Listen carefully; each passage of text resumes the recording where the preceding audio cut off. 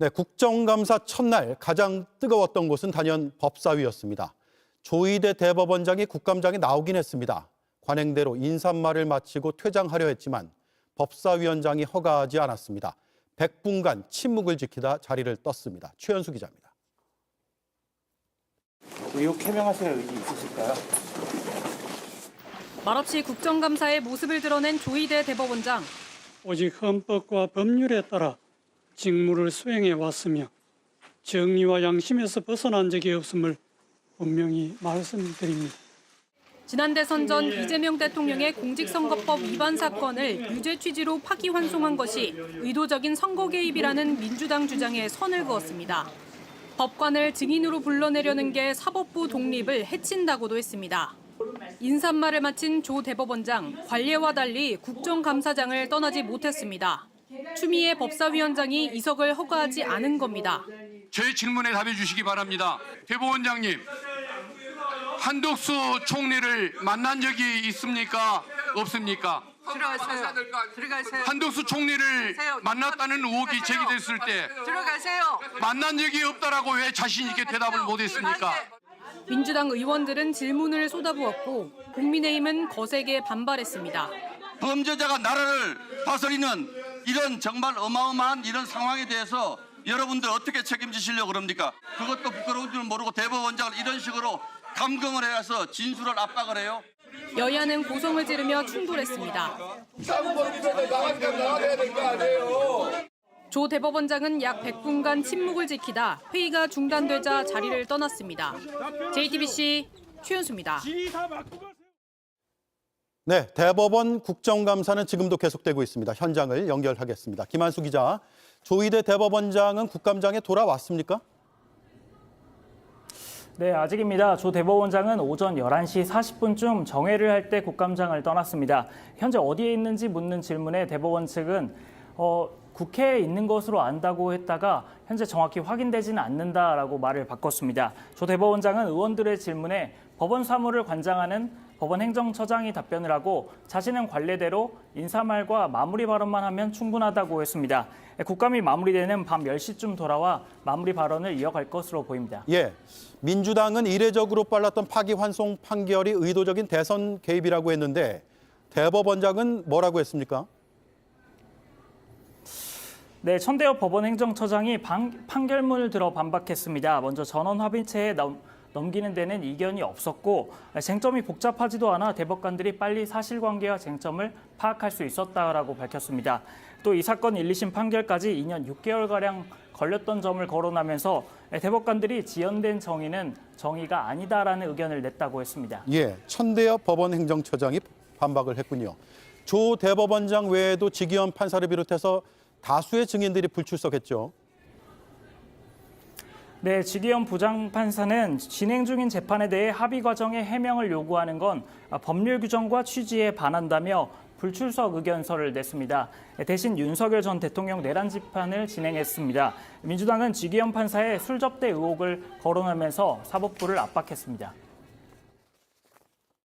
지기현은 룸살롱을 갖고 지기현은 핸드폰을 바꿨고 지기현은 대한민국에서 한 번도 있은 적이 없는 윤석열을 구속 취소했어요. 자, 오늘 두 분 모시고는 사실 이제 특검이 후반전에 접어들었지 않습니까? 3대 특검 지금까지 어떻게 평가하시는 건지 좀 듣고 그리고 이제 앞으로 어떤 것들을 좀 해야 될지 이걸 얘기를 해보려고 생각을 했는데 오늘 이제 국감도 저렇게 지금 엉망이 돼 있고 하는 상황이라서 그 얘기를 좀 먼저 해보죠. 조희대가 앉아 있다가 국민의힘 의원들이 막 깽판을 치고 그래서 국감을 중지를 했는데 그 사이에 도망가 버렸어요. 저거 짜고 한 것 같지 않습니까? 아무래도 그냥 도망갈 틈만 보다가 그냥 바로 간 것 같은데 내통을 한 것 같아요. 장동혁 대표하고 악수할 때 그 표정을 보셨습니까? 아주 그냥 밝게 그냥 웃으면서 하더니 자리에 나와서 민주당 의원들이 얘기하니까 갑자기 이러고 그냥. 저 어떻게 해야 되죠? 다시 잡아올 수 있나요?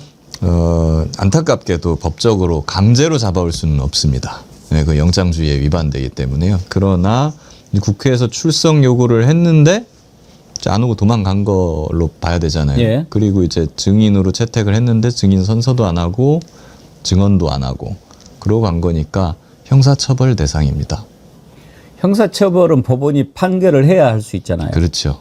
누가 판결하는데? 좋은 특별재판부의 어떤 명분이 되지 않을까. 아, 그래요. 특별재판부. 앞방송에서 특검을 말씀해 주셨는데 네. 사실 특검보다 중요한 거는 결국 재판이죠. 그렇죠. 지금은 지금 특검 전국이기 때문에 수사가 메인처럼 보이지만 실질적으로 메인 DC는 사실은 재판이라고 보여집니다. 왜냐하면 재판이 되게 되면은 재판 과정이 이제 생중계가 되거나 아니면은 기자분들에 의해서 보도가 되기 때문에 중계가 되고 결국 결론은 결국 재판에서 나는 거라 조희대와 지기현 판사님에 대한 문제에 대해서는 사실 수사도 중요한데 재판이 더 중요하다. 그래서 김규현 변호사님께서 말씀하신 대로 이 사례가 대표적인 특별재판부가 필요한 사례가 되지 않을까 싶고 저는 뭐 그 조희대 대법원장님께서 사실 그 불출석이라는 것을 피하기 위한 불이익을 피하기 위해 출석을 했다고 이제 주장을 하실 것 같아요. 변호사다 보니까 이제 재판장님에 대한 존칭을 쓰는 거는 좀 양해 부탁드리고. 근데 그래도 싫어하는 분들이 겁나게 많아요. 이해는 합니다. 하지만 저도 생업이 달려 있습니다. 네. 근데 이제 제가 생각했을 땐 만약에 본인이 지금까지 재판해오는 과정에서 증인이 출석만 하고 재판이 진행되는 과정 중간에 갑자기 도망을 갔다라고 하면 본인이 어떻게 처리했을 것인가에 대해서 한번 스스로 좀 돌아봤으면 좋겠다. 그리고 규정에는 출석을 명하고 있지 와서 증언할 것이거나 뭐 계속 자리를 해야 된다라는 규정까지는 없어요. 그거는 증인에 대해서도 마찬가지인데 왜 그러냐면 당연하기 때문입니다. 이러한 당연히 해석되는 규정마저 이용을 해서 나는 출석했으니 법적 책임이 없다라는 주장을 제발 사법부가 안 했으면 좋겠습니다. 방금 전에 김규현 변호사님이 오히려 명분을 만들어줬다라고 하는데 저는 주말 동안에 곰곰이 생각을 해봤는데 그건 놓친 것 같다. 이거 다른 것도 중요하지만 일단 뭐 윤석열 내란, 김건희 특검, 최혜병 특검 반드시 했어야죠. 그런데 그때 당시에 적어도 조희대와 한덕수가 짜고 제2의 내란을 기도했던 것이 분명한 만큼 그때 이것도 특검법을 왜 만들지 않았을까 그 생각이 많이 들더라고요.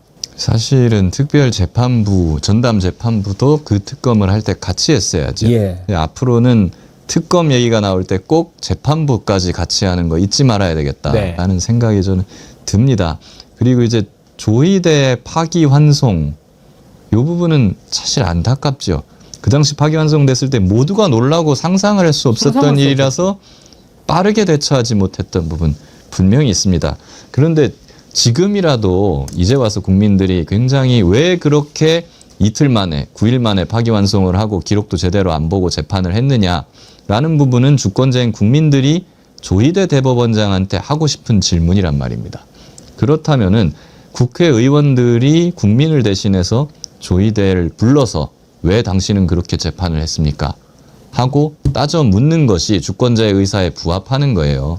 근데 지금까지는 대법원장이 국감에 출석해서 질의에 답변을 하지 않아 왔습니다. 관행상. 예. 근데 그 관행이라는 게 왜 있었냐면 대법원이 아주 무슨 특별하고 특권적인 지위에 있어서 그런 것이 아니고 특별히 대법원장이 지금까지 큰 문제를 일으킨 적이 별로 없었기 때문입니다. 없었죠. 네, 그렇기 때문에 그냥 국가의 원로로서 예우하는 차원에서 질의응답은 뭐 굳이 할 게 없다라고 해서 봐주고 그게 관행이 되어왔던 것뿐이에요.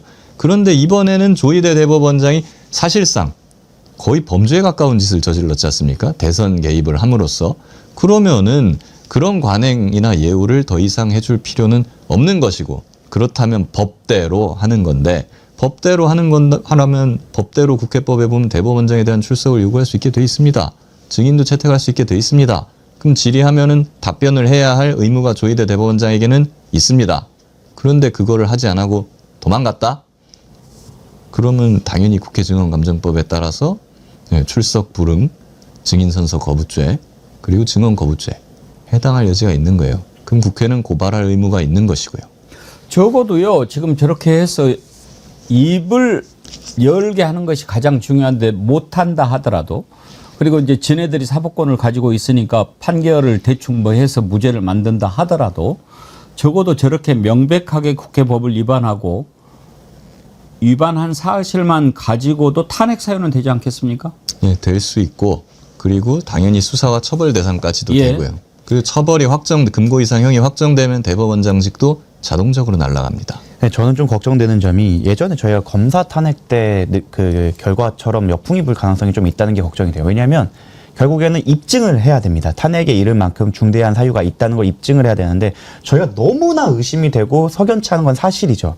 하지만 당사자들에 대한 조사나 수사가 꼼꼼히 이루어진 다음에 탄핵으로 나아가지 않고 좀 이르게서 나아간다면 오히려 그들에게 면죄부나 되치기를 할 수 있는 여지를 줄까 봐 그게 걱정이 됩니다. 그래서 이제 수사부터 시작해서 사실관계를 좀 밝혀내고 그 다음으로 넘어가는 걸 원했었는데 참 그 부분에 있어서는 민주당이 실책을 했다. 시작할 때부터 특검의 그 부분이 집중할 수 있도록 법안도 만들었어야 되고 특별재판부를 만들어서 법원에 대한 압수수색을 다른 지금 조희대 대법원장님이 심어놓은 판사가 아니라 그 별도의 재판부를 통해서 영장을 확보해서 그렇게 사실관계를 밝혔으면 탄핵까지 가는 길이 조금 더 수월했을 거고 그러한 백래시에 대한 걱정이 좀 덜했을 텐데 지금 상황에서 탄핵부터 실발을 시킨다고 하면 예전에 검찰도 탄핵이 안 됐던 이유가 그들이 자료를 안 주니까 판단할 수 없다.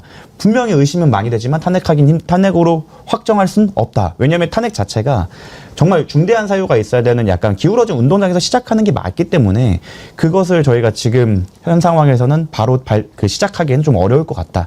사실 사실관계를 입증하기 위해서 공수처든 아니면 뭐 새로운 수사기관이든 좀 나서줘야 될 때가 된 것 같다라는 말씀을 드리고 싶습니다. 지금 입법권, 사법권 이렇게 뭐가 우위에 있다 이런 것이 중요한 게 아니죠. 대한민국은 국민이 주권자니까 국민들이 이해할 수 없는 일을 했으면 국민들이 알아야죠. 그런데 우리가 지금까지 살면서 듣도 보도 못한 일을 2번이나 겪지 않았습니까?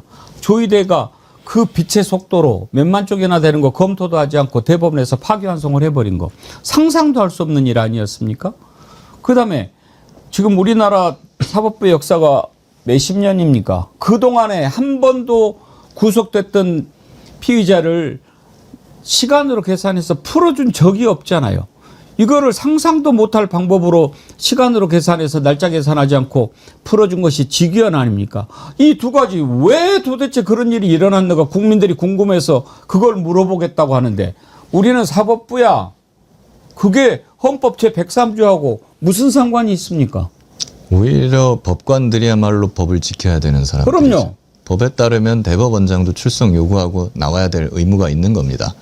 거기에 대해서 법을 해석하고 심판을 하는 사람으로서 법치주의의 본을 보여야죠. 국회 출석 요구, 정당한 출석 요구가 왔으면 당연히 출석해가지고 답변을 하면 되는 것입니다. 그거를 이제 불응을 하고 도망을 갔다는 거는 최고 법원으로서의 수장이라는 자리에 스스로 이제 자기가 적합하지 않다라는 것을 입증한 셈이기 때문에 조희대 대법원장은 이제 국민의 신뢰를 완전히 잃었다. 이렇게 볼 수 있을 것 같아요. 그러면 조희대, 한덕수, 직위원 이자들의 범죄 행각을 밝히기 위한 특검법을 만든다면 제목을 어떻게 잡으면 될까요? 주세요. 조희대, 한덕수의 제2 내란 기도 진실 규명을 위한? 제목이야 뭘로 해도 상관없겠습니다. 기존의 김건희 특검이나 내란 특검 이런 거에 예를 따르면은 항상 사람 이름이 먼저 나옵니다. 윤석열 등에 아니면 김건희 등에 그러니까 조희대 등에 내란 또는 대선 개입과 관련된 특별검사 임명에 관한 법률 이런 식으로 가지 않을까. 그 전에 좀 선행되었으면 좋겠는 게 지금 특검에서 사실 보통한 거를 좀 했으면 좋겠다는 말씀을 여러 번 드리고 있습니다. 왜냐하면 직위원 재판장이 당시 정말 놀라운 판단을 하면서 언론 보도로 냈던 게 수사권에 대해서 상급법원의 확인이 필요하다라는 식의 변명을 한 적이 있었어요. 그러면 그걸로 저는 이거 지금 본 재판을 공소기각하거나 이럴 가능성이 좀 있다고 생각을 해서 이 부분에 대해서 대법원이나 상급법원이 어떻게 판단하는지 한번 확인하고 갈 필요가 있다. 만약에 여기에서 대법원도 동일한 판단을 한다고 하면 이거말로 사법개혁이나 사법 쿠데타의 전조로 봐서 거기에 대한 개혁 능력이 얻어질 거라 생각하고 그게 아니라면 그 위험성을 제거하고 갈 수 있는 부분도 있을 것이고 또 보통항고를 통해서 대법원이 직위원의 판단이 틀렸다라고 찍어준다면 직위원 재판장에 대한 저희가 탄핵이든 수사로 나아갈 때 동력이 생길 거라 생각합니다. 그러므로 특검이 좀 실익이 없다라고 하시는데 저는 그 부분에서 좀 충분히 실익이 있다고 생각을 해서 보통항고를 통해 지난번에 구속 취소가 잘못되었다는 걸 한번 확인하고 가야 된다라고 생각을 합니다. 그리고 오히려 이번에 조희대, 직위원 이런 자들을 대상으로 특검법안을 만든다고 하면 오히려 사법부 인사들이기 때문에 내란 전담 이 부분을 따지기 위한 전담 재판부가 더 논리적으로 설득력이 있는 거 아니겠습니까? 그렇죠. 법관이 재판한다고 하면 어느 국민이 믿을 수가 있겠습니까? 그렇기 때문에 그걸 하기 위해서는 전담재판부가 충분히 탄력을 받을 수 있다. 저는 그런 생각이 들고 차제에 아예 개헌을 할 거지 않습니까?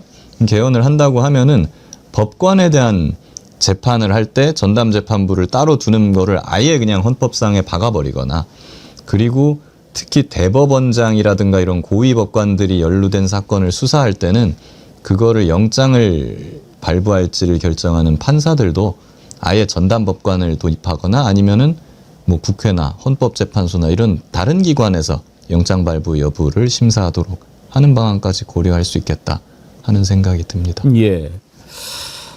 자, 이제 정리하겠습니다. 윤석열의 제2차 그 내란을 확실하게 굳혀주기 위해서 직위원이 옆에서 도와주고 그리고 조희대가 한덕수를 대통령으로 만들어서 윤석열 정권을 계속 이끌어가기 위한 2차 내란 시도 이건 분명한 시나리오가 나와 있는 거니까 이것을 밝히기 위한 특검법을 반드시 만들고 이걸 만들 때 내란 이 부분 이건 내란 재판부가 아니고 뭐 조희대 재판부 뭐 특별 전담 재판부 만들어야죠. 예. 그렇게 해야 될 것 같습니다. 우리가 정신 똑바로 차리고 여기에 좀 힘을 모읍시다. 이제 다시 한번 힘을 내지 않으면 저는요 이거 밝히지 않으면 이자들이 어떻게 하려고 했는지를 못 밝히는 것을 떠나서 조희대가 계속 그 자리에 있는 한 직위원이 저자가 윤석열에 대해서 어떻게 할지 알 수가 없는 상황이라고 생각합니다. 그렇지 않나요? 제가 그래서 보통항고를 말씀을 드리는 겁니다. 그래서 한번 그 조희대가 여기서 선을 넘는지 안 넘는지를 확인하고 만약 선을 넘는다면 그걸로 개혁 동력을 삼아야 되는 거고 그렇지 않은다면 일단 직위원이라도 그리고 윤석열에 대한 그 결과라도 우리가 어느 정도 확보를 하고 넘어가야 된다라는 말씀을 드리고 싶은 거고 그리고 저는 그 앵커님 말씀처럼 이번 기회가 아니면 정말로 사법 개혁에 대한 불씨를 당기기가 쉽지 않다. 꼭 이번 기회를 놓치지 않고 그 대중의 염원을 모아서 사법 개혁으로 나아가야 되는 점도 있고 또 걱정되는 점은 만약에 이번에 흐지부지 된다면 저쪽에 그 부정적인 강화 효과가 있을 것입니다. 아, 우리가 대법원장만 잘 박아놓으면 이런 식으로 다 막을 수 있구나라는 부정적 그 경험이 생겨서 또 다시 이러한 것들이 반복되지 않으리라는 보장이 없습니다. 그래서 이번에 차근차근 하나씩 저희가 해결을 해나가지 않으면 안 된다. 그렇게 위해서는 국민 여러분께서 정말 꾸준히 관심을 가져주시고 그 여러 가지 뭐 사실관계가 엄청 복잡해지고 많아지겠지만 꾸준한 관심과 깊은 논의가 필요하다고 생각을 합니다. 예. 자, 그러면 3대 특검 중간평가를 한번 해보도록 하겠습니다. 일단 연장이 돼서 12월까지는 3대 특검이 지금 계속 가동되게 돼 있지요. 예, 최혜병만 지금 11월로 종료가 되고 나머지 두 개는 12월까지. 최혜병은 더 연장하지 않아도 될까요? 최혜병 사건 같은 경우에는 여력이 좀 있는지 모르겠습니다. 지금 아무래도 이제 기존의 인력들이 너무 많이 특검에 나가 있다 보니까 일선에서 지금 어려움도 많이 호소를 하고 있고 사실 또 연장을 미리 시켜주면 또 일을 좀 그만큼 사람이라는 게 뭐 그런 게 있기 때문에 연장 여부에 대한 판단은 최후의 최후까지 일단 아껴놓는 것이 좋을 것 같습니다. 결국 최혜병 특검은 이제 11월이지만 그 안에 윤석열 조사 쉽지가 않겠죠.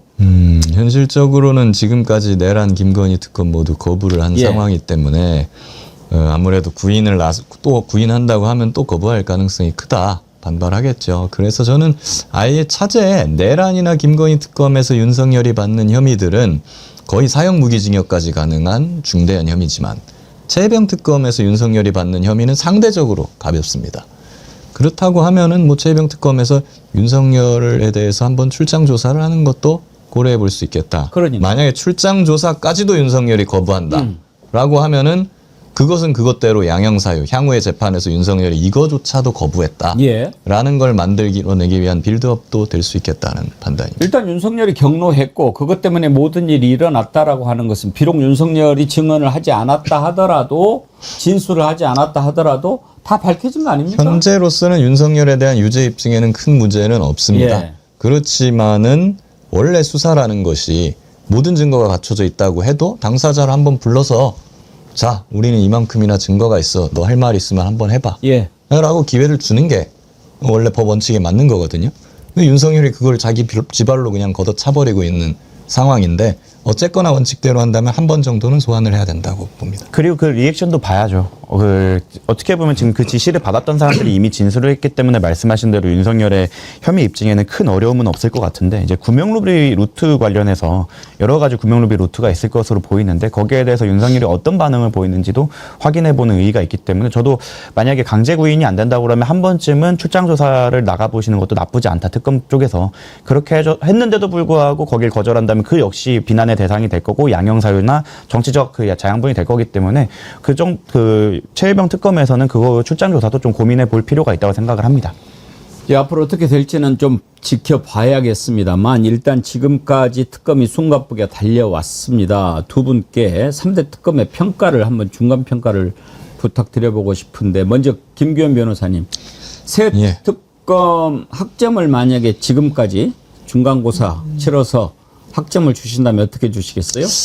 저는 뭐 다 A 주고 싶습니다. 마음은? 예, 기본적으로. 예. 무슨 아쉬운 부분이 뭐 당연히 사람이 하는 일인데 아쉬운 부분이 없지 않을 수 있죠. 그렇지만은 기본적으로 3대 특검에 있는 사람들이 밤낮 없이 이렇게 달려오면서 소기의 성과를 달성을 김규현 많이 했으니 변호사님이 교수를 아이, 하면 주고 수강 싶습니다. 신청 겁나게 몰리겠네. 저렇게 학점이 후하면 정구승 변호사님도 같습니까? 실제로 제가 형사소송법 교수를 하면서 예. 그 다 정말 다 하나 같은 아끼는 제자들이지만 어쩔 수 없이 상대평가라는 게 요즘에 있는 거고. 상대평가 하잖아요. 네, 상대평가가 있기 때문에 좀 제가 작가님한테도 미리 보내드렸는데 내란 특검에 대해서는 저는 빗불. 예, 일반적인 거에 대해서는 많이 밝혀냈지만 외환죄까지 치고 가지 못한 점이랑 대통령실이나 대통령실을 위시로 한 그때 당시 법원과 검찰로 분명히 움직였을 거거든요. 예. 그 부분에 대해서 규명이 좀 덜 된 부분이 좀 아쉬웠기 때문에 B 플러스를 드렸고 최일병 특검 같은 경우에 사실 사건 특성상 기소나 구속이 좀 마지막에 될 거라고 생각을 해서 사실 지금까지 뭐 종교기관으로 압색을 나가거나 이런 부분은 성과라고 보이는데 그거를 과연 구명 로비 루트에 대해서는 지금까지 언론에 밝혀진 바로는 뭐 크게 밝혀진 게 없어서 뭐 이 부분에서는 비제로로 드렸습니다. 왜냐하면 판단 좀 보류의 입장에 가깝습니다. 그래서 만약에 이제 다음 주부터 거의 뭐 구속과 기소가 이어질 거라고 이제 들리는데 그걸 좀 본다면 좀 구체적인 평가가 가능할 것 같고 김건희 특검에 대해서는 저는 C+를 작가님한테 보내드렸었는데 건들긴 많이 건드렸는데 예. 사실 메인 핵심 줄기가 되는 굵직한 게이트들에 대한 수사가 저는 미진하다고 생각을 합니다. 뭐 목걸이, 뭐 귀걸이, 가방 이런 것들은 물론 엄청나게 이슈가 되고 비난받아야 마땅하지만 진짜 큰 것들은 사실 양평고속도로였거나 아니면 명태균건 그런 것들처럼 정말 굵직굵직한 것들이 꽤 많이 있었는데 특히 명태균 건 같은 경우에는 그냥 정말 수박 겉핥기 김건희가 가담되었다 정도 외에 수많은 정치인 관련해서 사실 김건희 특검이 끌고 갈 수 있었음에도 불구하고 조금 가지치기를 해서 나머지 다 경찰로 보낸 점 이런 것들을 고려를 하면 사실 좀 메인 DC에서 좀 약한 부분이 있지 않았나. 그리고 김건희 특검의 성패를 제가 판단할 때는 핵심은 저는 지금까지 그 3년, 4년 동안 김건희의 혐의를 덮어뒀던 기존 수사기관에 대한 수사가 진행돼야 된다고 말씀을 드렸는데 사실 구성 자체가 애초에 수사팀이었던 사람들이 명태균 게이트에서 수사팀이었던 사람들이 가거나 기존 검찰분들이 많이 가셨기 때문에 자기 조직을 향해서 칼을 휘두를 수 있는가에 대한 의문이 있었는데 역시나 기존 그 수사팀에 대한 수사가 나아가지 않았다는 점에서 사실 높은 평가를 드리기 좀 어렵다고 생각을 합니다.